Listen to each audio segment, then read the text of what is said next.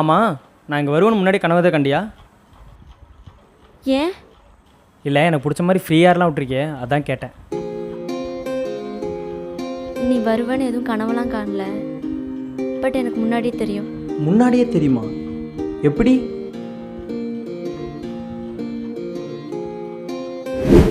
Madam, நான் location வந்துட்டேன். வந்துட்டிங்களா? Hello hello hello madam.